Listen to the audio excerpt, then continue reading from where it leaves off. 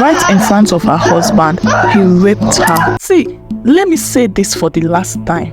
I am done with you, disgusting fool. You are nothing but a rape bait, something that anyone can use. Emeka said with anger, pointing fingers at her.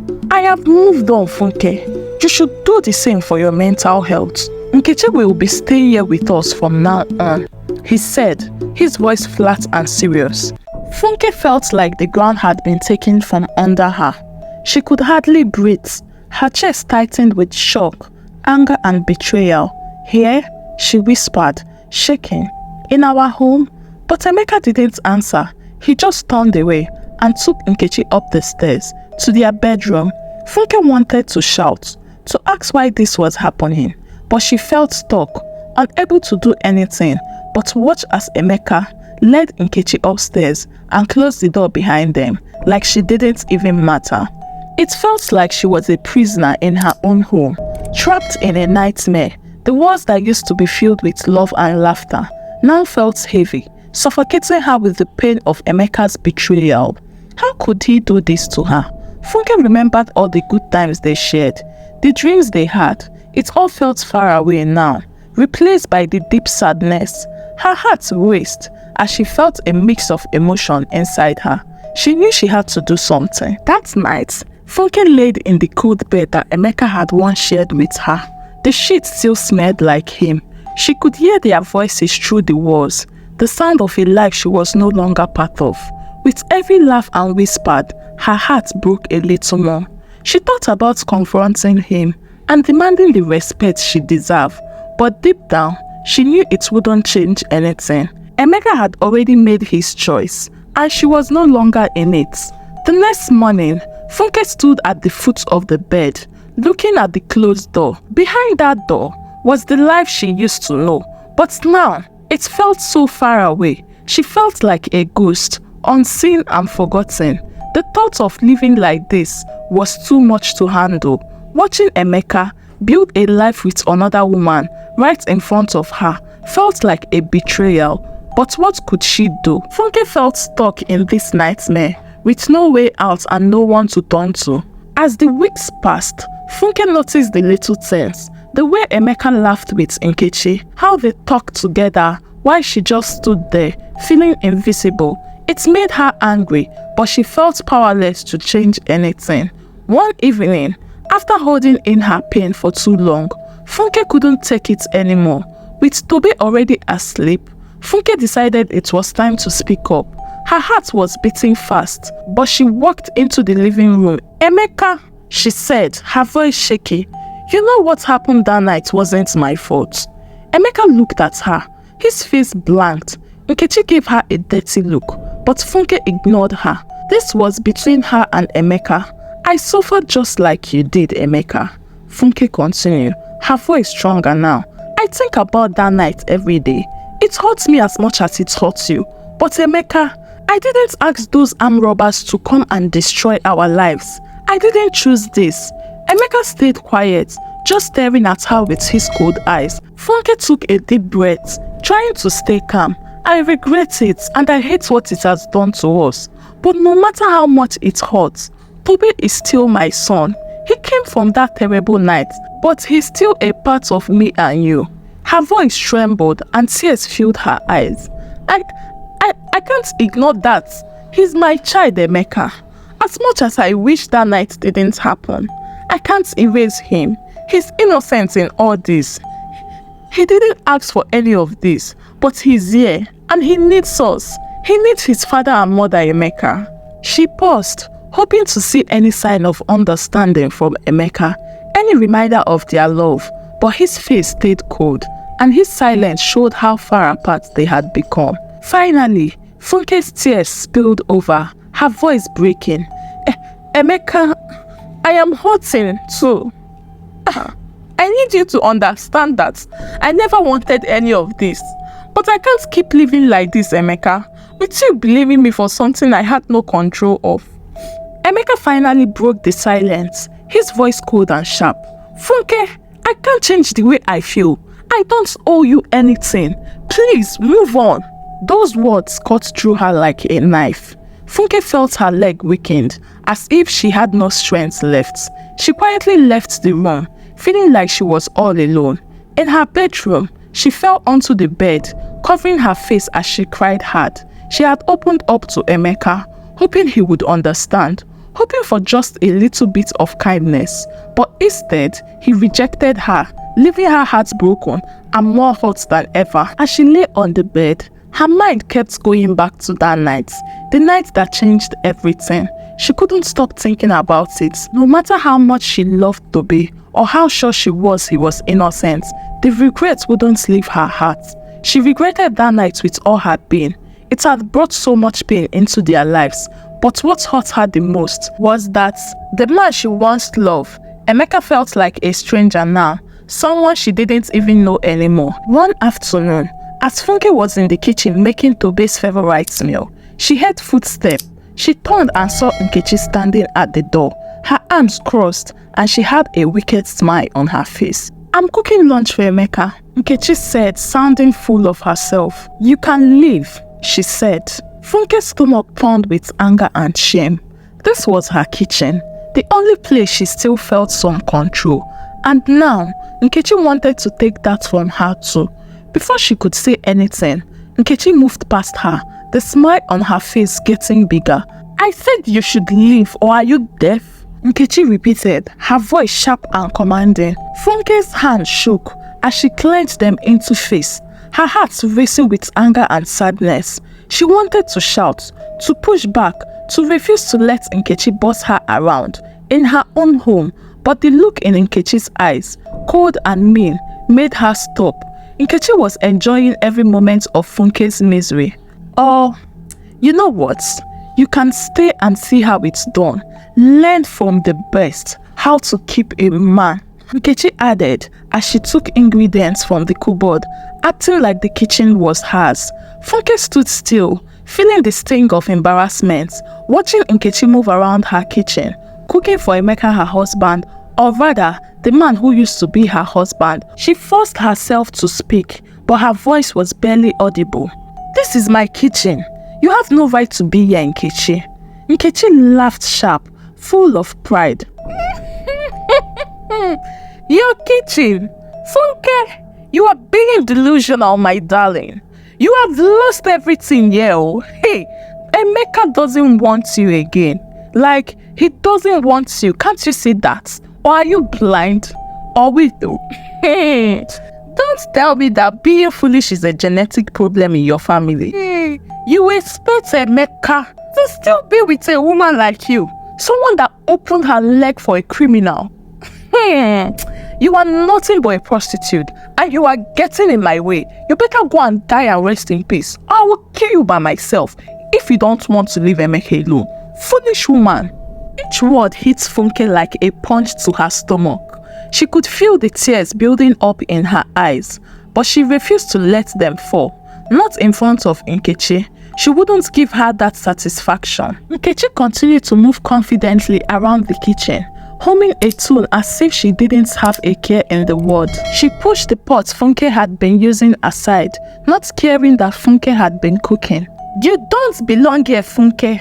Public toilets," Nkechi said. "You better go and take care of your criminal, useless child."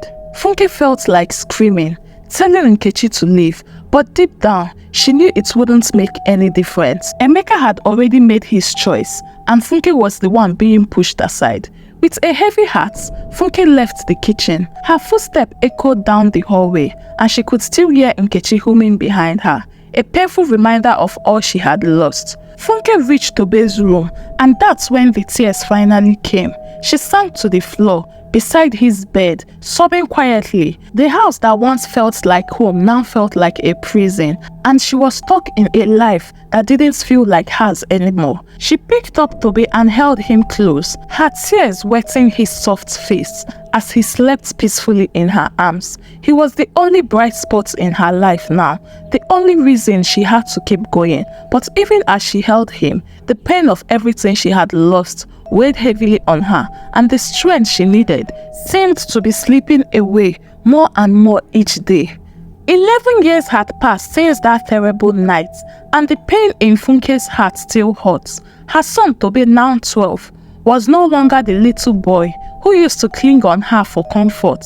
He had grown into a quiet and thoughtful child with eyes that showed he understood more than his age. Tobe had seen too much, heard too much, and felt too much. The tension in their home, Emeka's harsh words towards Funke, and Nkechi's smile had all affected him deeply. Nkechi didn't care about Emeka beyond his money. To her, he was just a way to live a luxurious life. She had a boyfriend on the side, a secret she kept hidden. Knowing that if Emeka found out, her comfortable life would end, she acted loving when it suited her, making Emeka believe she was the perfect partner. She convinced him to buy her expensive gifts, fancy cars, and even a house, while pretending she wanted a future with him. Their relationship went on for years, but there was always a new excuse to delay their wedding. Nkechi was smart. She made up reasons for why they couldn't marry yet. At first, she said she wanted to start her own business and needed Emeka's help. Later, she claimed they needed to wait until Emeka's finances were stable enough for a second wife. Each time Emeka brought up marriage, she found a new excuse to put it off, but continued to take his money. Emeka didn't see the truth. He was caught up in Nkechi's charm, that he didn't realize she was using him. To him, she was everything Funke wasn't: young, lively, and seemingly loyal. He couldn't see that Nkechi's affection was just an act to keep him hooked, while she enjoyed his money. Funke felt helpless as she watched Emeka waste his money on a woman who saw him as a way to get what she wanted. Tobe had grown up watching how Emeka treated his mother. He had seen her cry in her room, wiping her tears before facing the world again. He had heard Emeka's cruel words to her and noticed how Nkechi looked down on Funke. Tobe had been told many times by Emeka that he wasn't wanted, that no one loved him, and that he didn't belong in their family. Each time Tobe called Emeka father, hoping for some kindness, he always got same response: cold and hurtful. "Don't call me that. I am not your father," Emeka would say. "You mean nothing to me and no one loves you. You don't belong here." Even though he was young, Tobe understood a lot more than people thought. He learned to hide his feelings so that Emeka and Nkechi wouldn't see him hurting. But inside, he was angry and determined. He promised himself that one day he would take his mother Funke away from this bad situation. He dreamed of a life where they could be free from all the fights and where Funke would smile without worry. One evening, as Tobe sat in his small room, listening to another loud argument between Emeka and Funke, his fists clenched in anger. It wasn't fair that his mother had to go through this. He looked at his notebook on the desk, filled with drawings and dreams for the future. He had sketched houses far away, places where he and Funke could start over. Next to the drawing, he wrote down his goals: study hard, get a scholarship, and earn enough money to take care of her. He knew it wouldn't be easy, but he was ready to make it happen. Tobe often comforted Funke. Even though he was just a kid, he would hug her tightly and say, "Mommy, one day I will take you out of this place. I promise you that." Funke would smile through her tears, thankful for her son's support. Tobe was her strength, her reason to keep going when everything seemed tough. The next day, as Tobe watched Nkechi strut around the house like she owned the place, he felt a surge of anger. Nkechi had no respect for his mother and treated Emeka's love like a game. Tobe couldn't understand why Emeka didn't see through her lies. Didn't he realize that Nkechi was just using him? But Tobe knew it wasn't his job to fix Emeka's problem. He only cared about his mother Funke. The hurt from Emeka's rejection and Nkechi's cruelty was something Tobe felt every day, but it also made him stronger. He refused to let his difficult life break him. He wanted to be the man his mother needed, the protector she deserved. Though the future was unclear, Tobe believed that one day they would find their way out of the darkness together. Tobe's 12th birthday came and went without any celebration. He sat alone in his small room, looking at a simple cake that Funke had put together with what they had. It wasn't much, but to Tobe, it showed his mother's love and her effort to make the best out of their life. Emeka didn't even acknowledge his birthday. Instead, he went out with Nkechi, who had dragged him to another fancy event. This was normal. Emeka often disappeared when they needed him, but today, it hurt more than usual. Funke tried to keep things cheerful for Tobe. She lit a single candle on the cake and started to sing softly, but her voice broke and tears fell down her face. Tobe watched her feeling sad. He didn't care about the gifts or party. All he wanted was to see his mother smile, to see her happy without the sadness that usually clouded her eyes. He reached out and took her hands in his small grip. "It is okay, mother," he said gently. "We don't need anyone else. It is just you and me." Funke nodded, her tears falling faster. She hugged Tobe tightly, as if he were the only thing keeping her strong. "I am so sorry, my son," she whispered, her voice shaky. "I wish I could give you more. I wish things were better." Tobe hugged her back, his own tears almost spilling. "One day, mother," he promised, his voice full of determination. "One day, we will have our own home, far away from here, and we won't need anyone else." As they sat together in their room, a sense of hope began to grow. Tobe realized that even though they had struggles, their bond was powerful. They had each other, and that mattered the most. The world outside might be tough, but together, they could dream of a better days ahead, and that dream was worth celebrating. As the years passed, Emeka's meanness grew stronger. He would shout at Tobe for even the smallest mistake, always making him look bad in front of Nkechi, who enjoyed every moment of it. Emeka never missed a chance to remind Tobe that he wasn't wanted in the house, calling him a burden. "Why are you still here?" Emeka would say, pushing Tobe away whenever he tried to come near. "You are just a problem, Tobe. I have told you and your prostitute mother to leave my house, but she wouldn't listen. You are not my son, and you will never be." Tobe would nod silently, trying to hold back his tears. He would ignore him. Instead, he kept his head down, focusing on his studies and dreaming of the day he could live with his mother Funke. Emeka always had Nkechi's back, so she took every chance to show up. She often made fun of Funke in front of Tobe, saying mean things about her cooking or how she looked.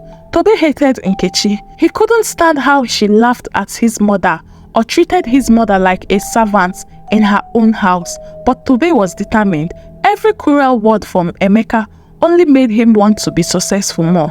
He worked hard in school, hoping to get a scholarship, dreaming of a future where he could take Funke with him to a better life. Tobe found strength in his mother's love and in the hope that their lives would change for better. One evening, Tobe was standing quietly in the hallway of their home when he overheard something shocking. Nkechi was on the phone with her secret boyfriend, a man who had been in her life long before Emeka came into the picture. Tobe listened as Nkechi laughed. "Emeka will never stop throwing his money at me," she said, sounding full of herself. "He's so desperate to keep me happy that he will never know the truth. I just have to keep him hooked a little longer, and then we will disappear and live the life we deserve." Tobe felt his heart drop. He couldn't believe what he was hearing. Nkechi didn't love Emeka. She was just using him for his money, pretending to care while planning to take everything she could. Emeka was so in love that he couldn't see what was happening. Tobe felt angry and sad at the same time. He wanted to rush to Emeka and tell him what he just heard, but he hesitated. Would Emeka believe him? He wanted to protect his father from the heartbreak that was coming, but he knew his father would neglect and push him away. So, Tobe kept the secret to himself, feeling the weight on his shoulder. Every day, he watched Emeka spoil Nkechi with gifts, thinking he was making her happy. Little did Emeka know, Nkechi was just waiting for the right moment to take everything and leave. Things at home just kept getting worse. Emeka was losing patience with Funke every day, and Nkechi couldn't stand her even more. It felt like a fight every day, and every moment was hard to get through. Funke, who used to be so lively, was now starting to lose her energy. She moved around the house like a ghost, her eyes dull, and she walked slowly. The strong woman she used to be was now a shadow of herself, worn down by pain and disappointment. Toby watched his mother fade away, feeling helpless to stop it, but he promised himself he would do whatever it took to get a scholarship and create a safe and happy life for both of them. At night, Toby whispered to his sleeping mother, "I will get us out of here, Mama." He gently brushed her hair away from her tear-stained face. "I won't let them win. We'll find our way out and be happy again. I promise you that." Days later, Funke sat at the kitchen table, looking at the wall. The only sound in the room was the hum of the ceiling fan, reminding her of the emptiness in her life. Toby walked in quietly, looking worried. "Mama," Toby said softly, "why does Papa hate me? Why does he always say I am not his son?" Funke felt her heart sank at his question. She looked at Toby and saw the sadness on his face. She forced a smile and pulled him closer. "My son, don't listen to whatever Emeka says. He's just angry. You are his son. Don't let his word hurt you." Toby nodded slowly and he left the kitchen. Once he was gone, Funke's smile faded, and the weight of a painful truth she had carried for 12 good years settled heavily on her heart. Alone, Funke broke down, covering her face with her hands and crying. She tried to be strong for Toby, hiding her pain, but how could she explain to him the darkness that crept into their lives? How could she tell him that Emeka's anger came from his own shame, not from anything Toby had done? Suddenly, a loud crash from the living room made her jump. "What now?" she thought to herself, wiping her tears. Funke took a deep breath and went to see what had happened. Her heart raced. Was this another reminder of the chaos in their lives? When she entered the living room, she saw Emeka pacing back and front, a broken picture frame on the floor.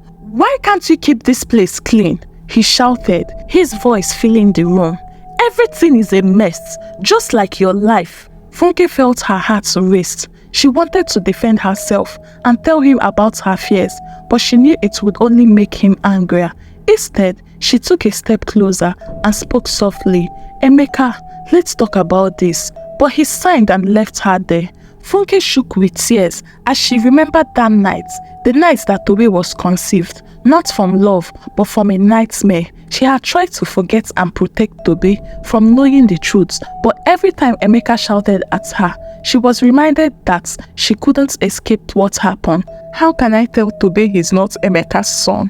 Funke cried out. "How can I tell him he came from something so awful?" She wished she could give Toby a life, a good life far from this. Funke hugged herself tightly, rocking back and front as the burden of her secrets felt heavy on her heart. She thought about Toby's kind eye, his dreams, and how he always said he would take her away from this pain. But no matter how hard he tried, she feared that her past would always haunt them. "I am sorry, Toby," Funke whispered into the silence, tears streaming down her eyes. "I wish I could give you a better story, a better life. I wish I could make all the pain disappear." As the night went on, Funke dried her tears and got ready for another day. She knew she had to keep going for Toby. He was her light in the dark world, and she would do anything to protect him, even if it meant hiding a painful secret. Months passed, and the house felt colder each day. Emeka didn't care anymore, and Nkechi was always around to mock them, filling their once happy home with sadness. But Toby found comfort in his books, focusing on his studies, because he knew his mother needed him. He didn't want to let her down. Funke watched Toby from a distance, feeling both proud and sad. Toby was the reason she kept fighting, even when it felt hard. She never wanted him to see her tears or know how much she was hurting. But when she was alone, the tears flowed like a river, letting out all the pain she kept inside. One cold evening, Toby ran into the house excited. "Mama, Mama, Mama, I just read about a hero who faced many challenges. It reminded me of us." His smile lit up the room. Funke forced a smile back, but worry filled her heart. How could she protect him from the truth that loomed over them? "That's wonderful, my son. You can be a hero too, Funke said, trying to sound strong, but Emeka had been listening and he shouted back, "Hero! You are useless, Tobe. Don't be silly like your mother." His harsh words stung, and Funke felt her heart break a little more. Tobe clenched his face, determination shining through. "I will show you I can do this," he shouted. Funke felt proud but scared.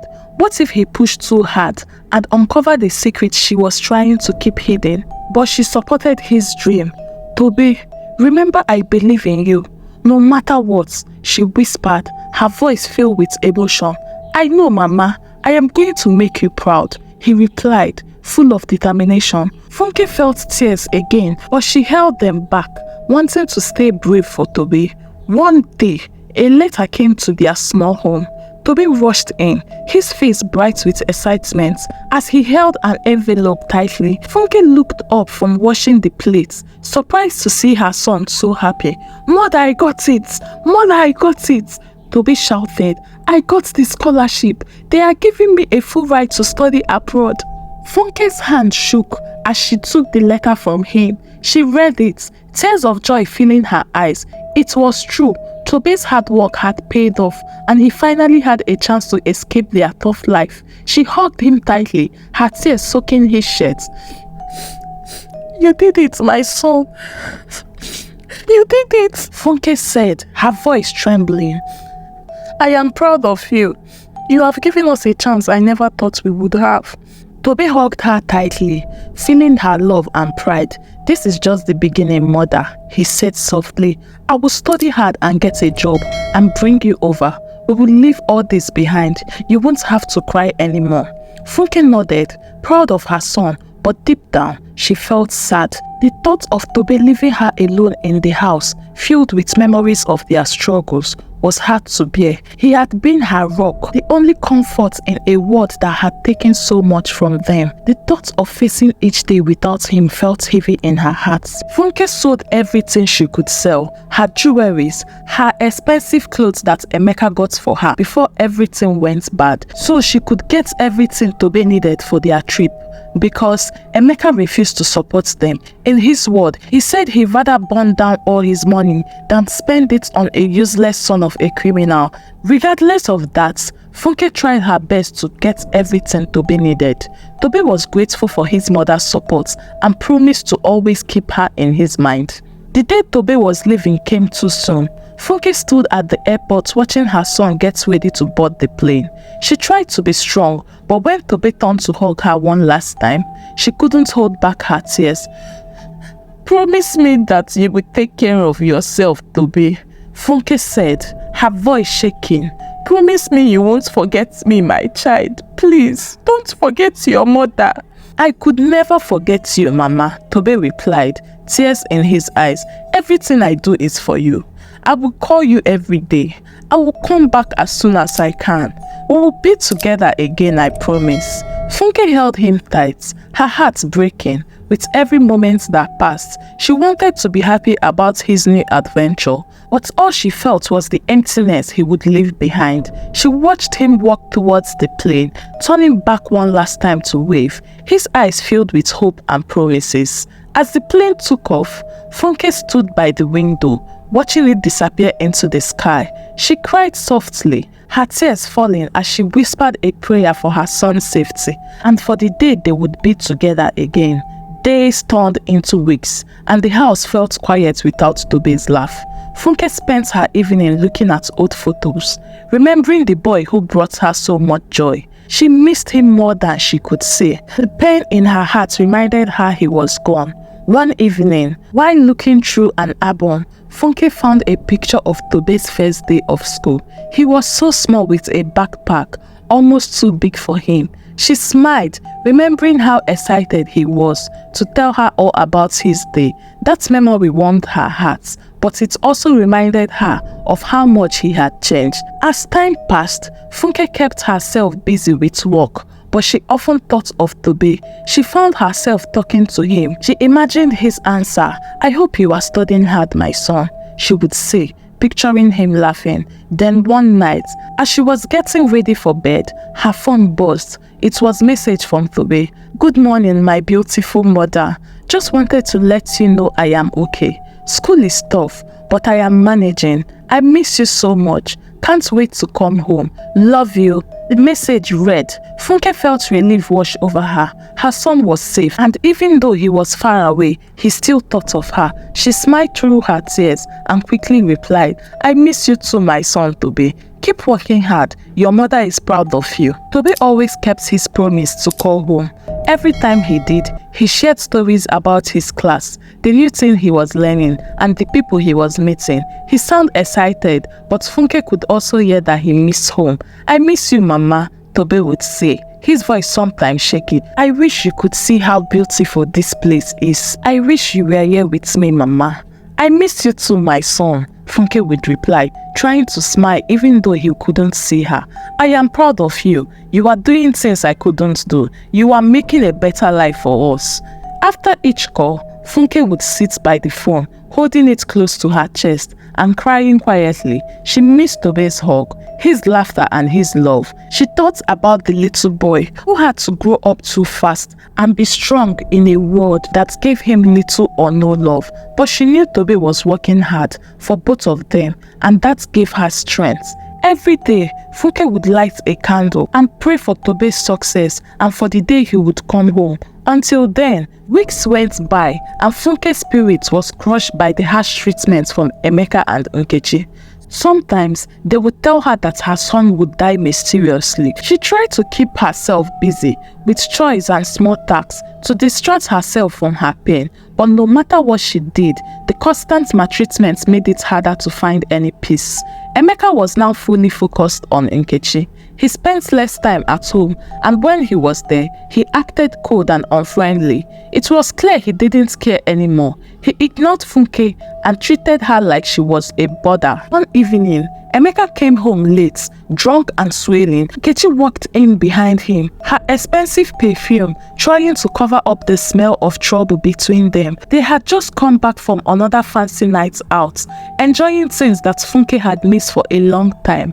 As Funke set dinner on the table, Emeka glared at her. "What is this?" he said, pushing the plate away. "Is this what you call food? Can't you make something good? I can't believe I have to eat this rubbish every day." Nkechi laughed, her voice filled with mockery. "Emeka, you should just get rid of her. She's of no good for you. You deserve someone better. Like, look at me now. I'm times 2 better than this idiotic witch here." Funke stood there, her hands shaking, but she couldn't say anything. She was used to their mean comments, but this one hurts more. Without Tobe there, she felt alone, with no one to remind her that she was worth more than what they said. Emeka's anger boiled over. He knocked the plate to the floor, making the food to spill everywhere. "Clean this up," he ordered, his voice cold. "And don't ever serve me this rubbish again. Foolish woman." Nkechi grinned as she watched. Funke knelt down, her hands shaking as she picked up the spilled food. "You are nothing, Funke," she said, her voice mean. "Just a sad woman. You are nothing but a sad woman, trying to hold on to life that doesn't want you. You better go and die, oh. How many times have I warned you? Go and die and rest in peace, or I will kill you with my hand. You deserve to be dead." Emeka's anger grew stronger. He grabbed Funke by the arm and pulled her with force. "Look at you," he said with a sneer. "Pathetic and useless. You are just a burden. I should have kicked you out a long time ago. Useless woman." Emeka said as he poured spit on her. Nkechi laughed, her voice sharp. "Emeka, why do you even keep her around? She's like a stray dog that won't leave." Funke pulled her arm away, tears filling her eyes. She wanted to fight back, to shout and demand respect, but the words wouldn't come. She felt too tired and broken to argue. With new courage, she looked up at Emeka and Nkechi. You don't get to decide my words. I am more than what you say I am." Emeka laughed and said to Funke, "You are just a public toilet that anyone can use, even criminals." Nkechi chimed in, "Yes, my love. She's a useless and worthless woman. Don't worry, Funke. If you don't leave this house now, it will be your dead body that gets sent to your family.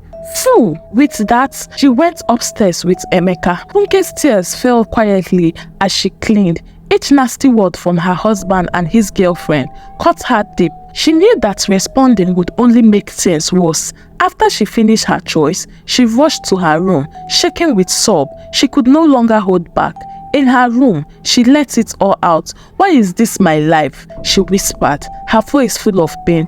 "What did I do to deserve this?" She cried for Tobe, for the life she had dreamed of, and for the hopes that had been shattered. She wept for the nights filled with fear, and for the man who promised her love on her wedding day, but only brought her pain. Most of all, she cried for the secret she held deep inside, that Emeka was not Tobe's father, and that he was the result of a night that changed everything for her.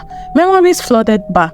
Tobe was the only good thing that came from that night, and she loved him fearlessly, but carrying the secret felt like a heavy weight. "How can I tell him?" Funke whispered. "How can I tell my son?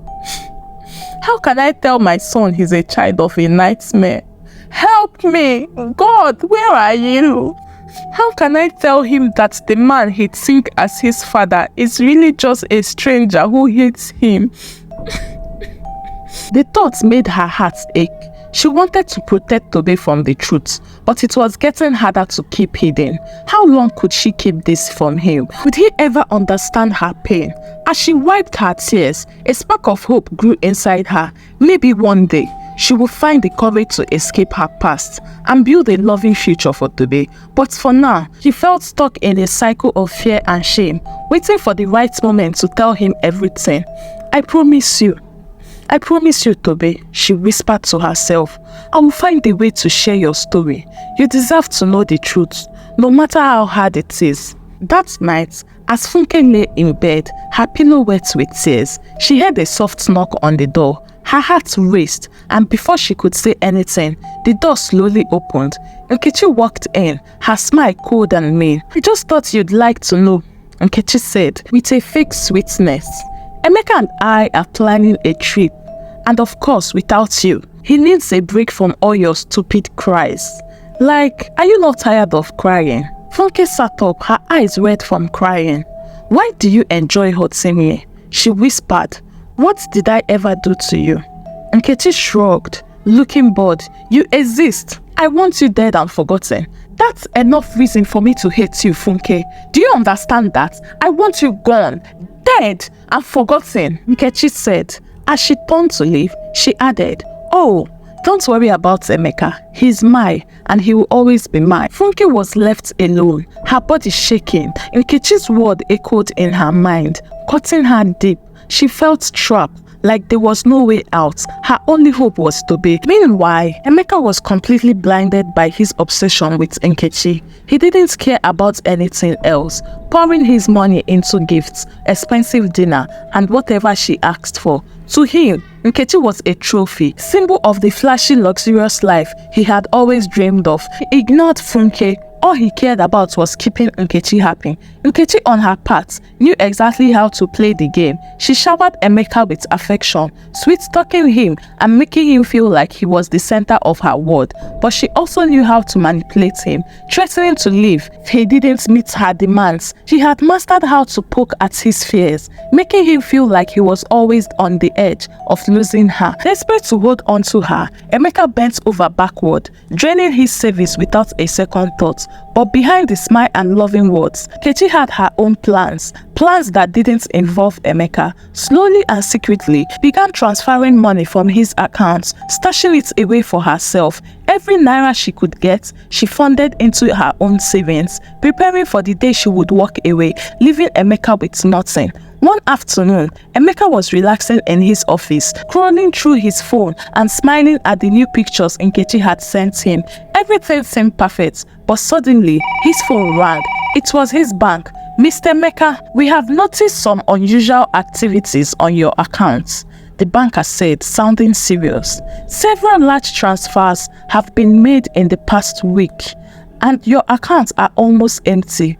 Did you approve these transactions? Emeka froze, his heart racing. He hadn't withdrawn any large amount of money. Confused and fear filled his mind. He quickly tried to call Nkechi, but her phone was off. Panic set in and he rushed home, praying that it was all a mistake. When he reached home, everything felt wrong. The house was quiet, too quiet. He rushed to the bedroom, only to find Nkechi's clothes and belongings gone. Her closet was empty. The scent of her perfume, which used to linger in the air, was now completely gone. On the dining table, he spotted a piece of paper. His hand trembled as he picked it up. "Thank you for the good times, Emeka, but you were never enough for me. I have taken what I deserve and moved on. Do you think I can be with you? A man that maltreats his wife. Funke is a good wife to you, but you were foolishly blind to see it. And don't bother looking for me. You won't find me. Goodbye." The note read.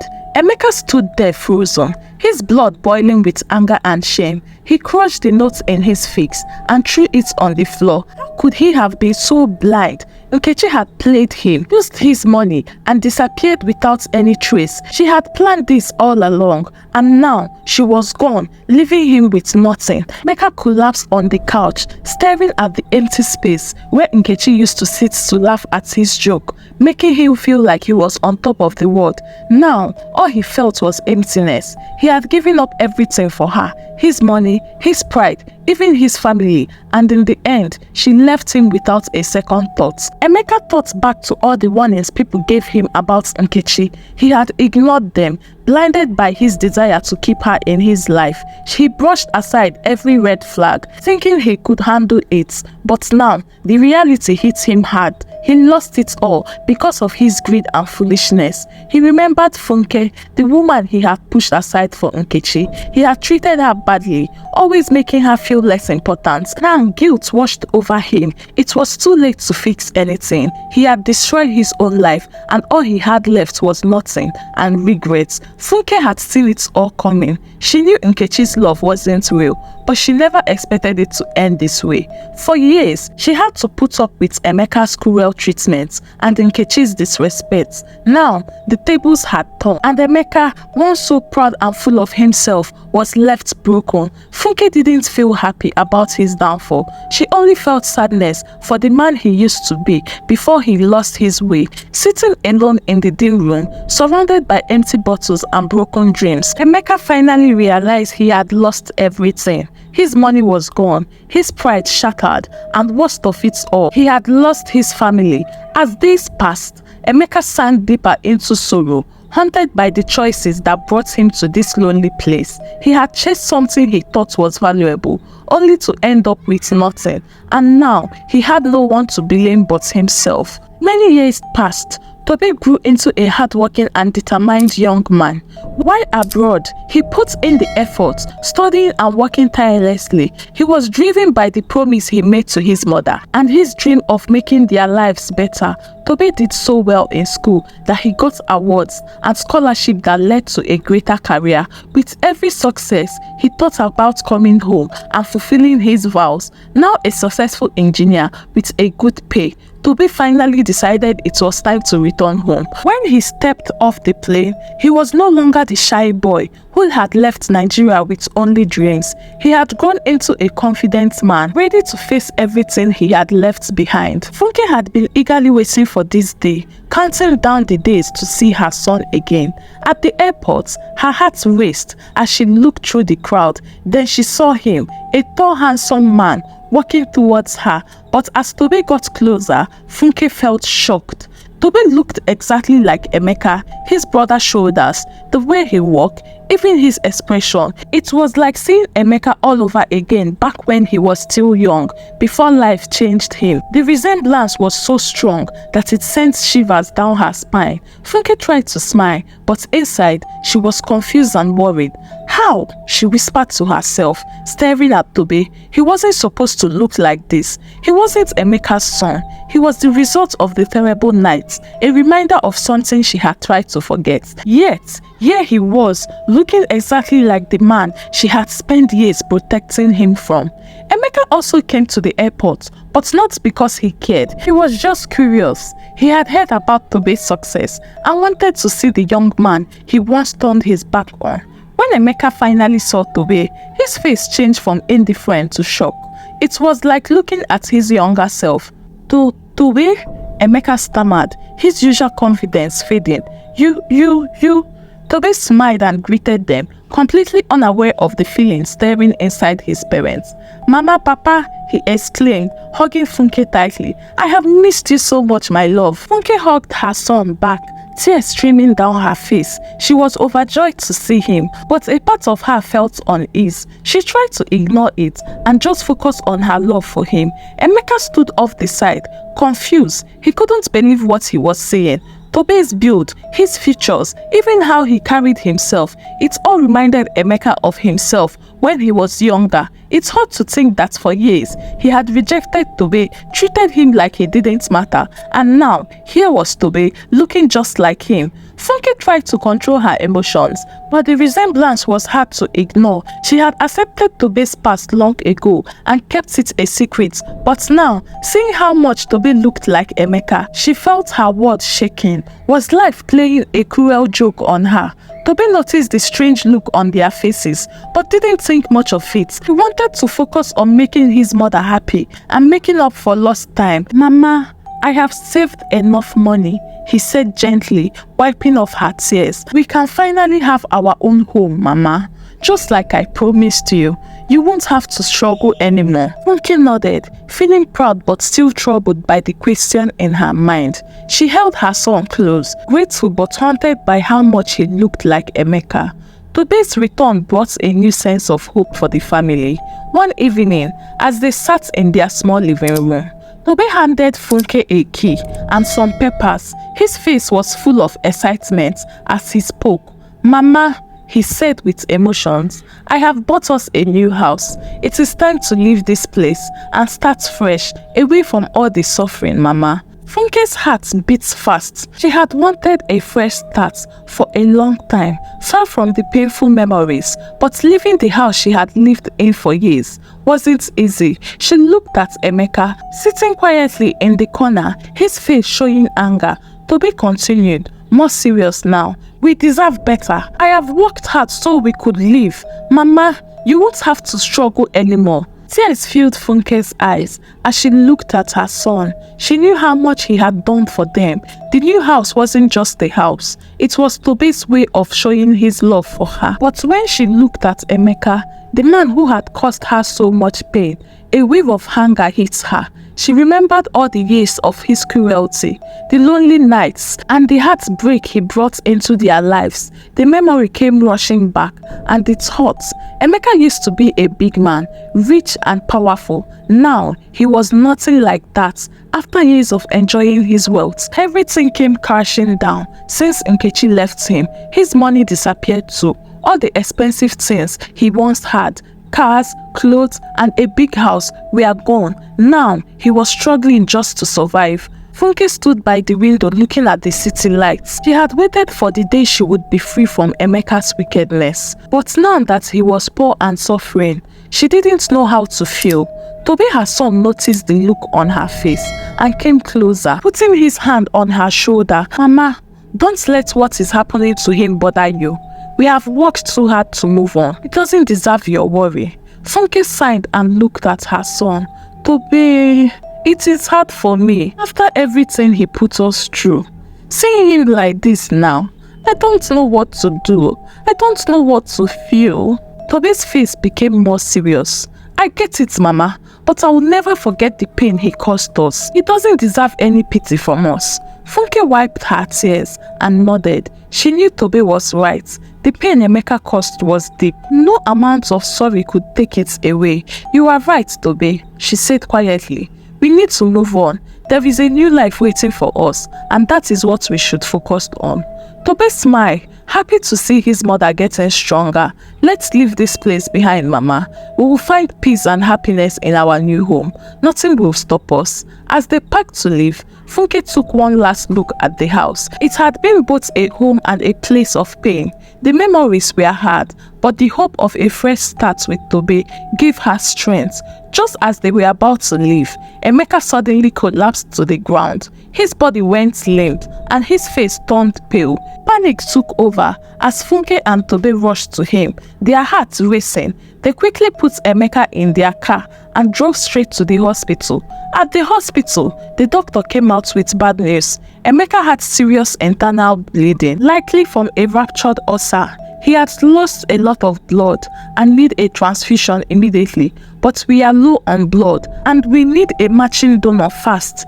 Funke felt her heart sank. She had wanted to leave all this pain behind, but now she was stuck in a life or death situation. Without thinking, she offered to give her blood, but after they tested her, the results came back. Her blood type didn't match. Desperate and determined, Funke didn't know where else to turn. Emeka's life was slipping away and time wasn't on their side. She had already reached out to all Emeka's relatives, hoping for a donor, but none of them could help. The situation grew more critical by the minute. The doctor's word weighed heavy on her heart. If we don't find a donor soon, we may lose him, he warned. Holding back tears, Funke turned to her son Tobe, who sat silently in the corner. His face showed a mix of emotions. Tobe, she began softly, your father's life is on the line. We need you, Tobe. Can you try to donate? Tobe shook his head, his face hard. I can't, Mama. After everything he has done, you can't just forget. Funke's eyes filled with tears as she held his hand. I know he hurt us, but he's still your father. He needs your help. Please, my son, don't allow him to die. Please. Tobe saw the pain in his mother's eyes. Even though the anger he felt for Emeka was strong, his mother's plea touched his heart. With a deep sigh, he said, Okay, Mama, I will do it. Tobe was taken to the blood bank, and after waiting anxiously, the results came. Surprisingly, Tobe's blood was a perfect match. Everyone gave a sign of relief as the doctor began the transfusion. Funke stood by the window, watching with mixed feelings. Tobe had put aside his hurt to save Emeka's life, but something bothered Funke deeply. The fact that Tobe's blood matched Emeka so perfectly, and how much they resembled each other. It wasn't just a coincidence. Could Tobe actually be Emeka's real son? Noticing his mother's unease, Tobe asked, Mama, what is wrong? You are not telling me something. Funke hesitated, unsure of how to start. Tobe, I need you to take a DNA test, she said, her voice shaky. Tobe looked confused. Why?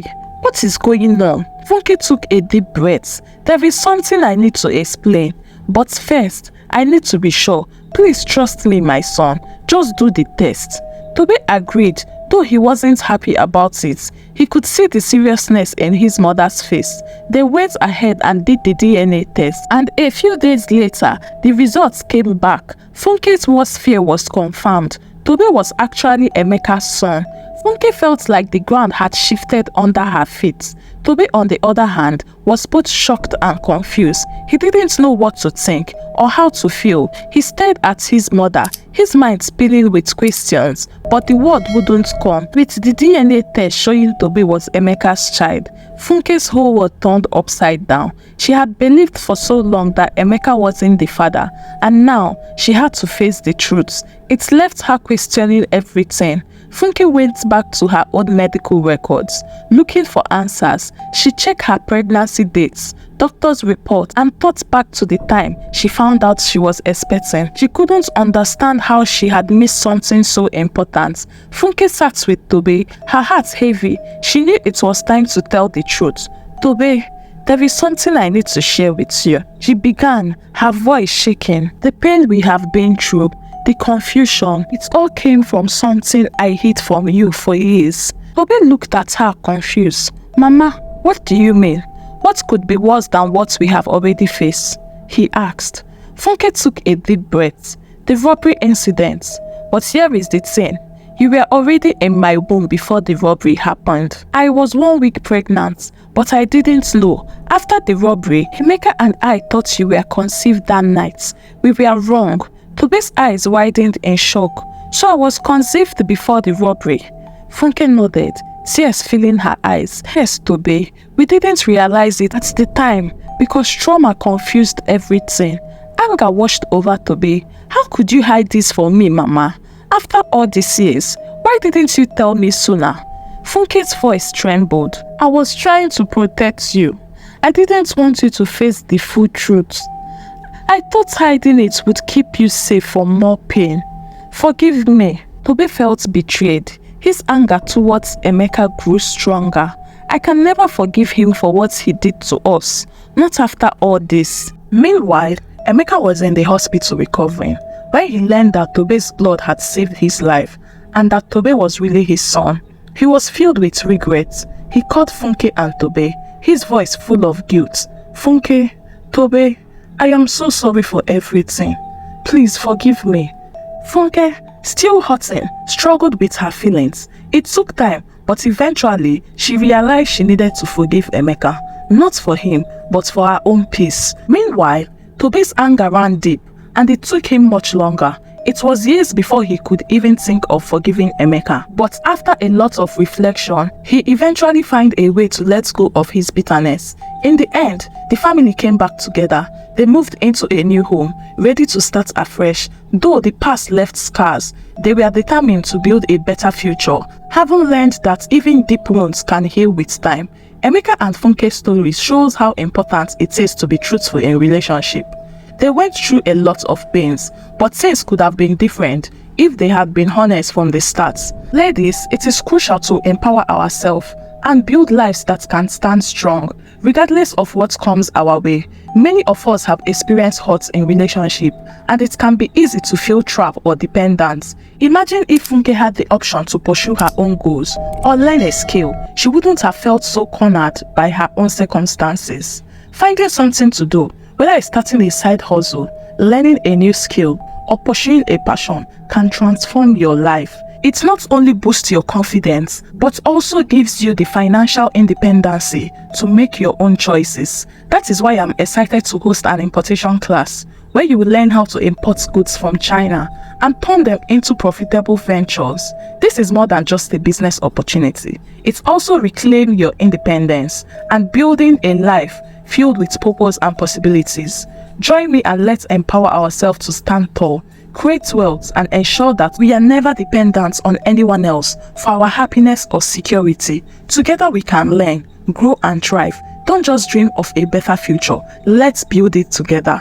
If you want to join the class, the link will be in the pinned comment or description button. Click on it and join the group chat. I can't wait to see you there. Let's start this empowering journey together. The moral lesson of this story: number 1, truth and transparency. Sharing the whole truth, even if it's hard, helps build trust and understanding. Keeping secrets or lying only makes things worse. If Emeka and Funke had been open about their past, they might have avoided all this confusion. Number 2, forgiveness and healing. Forgiveness is never easy, but it is the only way to truly move forward. Funke had to forgive Emeka, and that took time, patience, and understanding. Letting go of grudges brought her peace. Number 3, the impact of misunderstanding. Sometimes, what we assume isn't always the truth. Emeka and Funke believed Tobe wasn't Emeka's son, but a DNA test later proved them wrong. Misunderstanding like this can cause unnecessary pain. Number 4, patience and persistency. Funke didn't give up when things were unclear. Her determination to find the truth eventually brought clarity and understanding. Sometimes, patience is what you need to see the bigger picture. I am not advising you to stay in a toxic relationship. The point here is, if you are struggling with something and it feels like what you're doing is not making sense, you just have to be patient with life. Eventually, your hard work would pay off. The final moral lesson: resilience and new beginning. Even after all the betrayal and hardship, Emeka and Funke learned to be strong. They found a way to start fresh and hope for a better future, showing that no matter how hard things get, there is always a room for new beginning. The story reminds us that honesty is the foundation of every good relationship. Without it, everything else falls apart. This is the end of the story. Thank you for sticking by up till now. and I would love to hear how you feel and your thoughts about this story. Drop a comment in the comment section because I love reading and replying to them. If you haven't liked this video, please like, share to your family and loved ones. See you in the next story. Bye.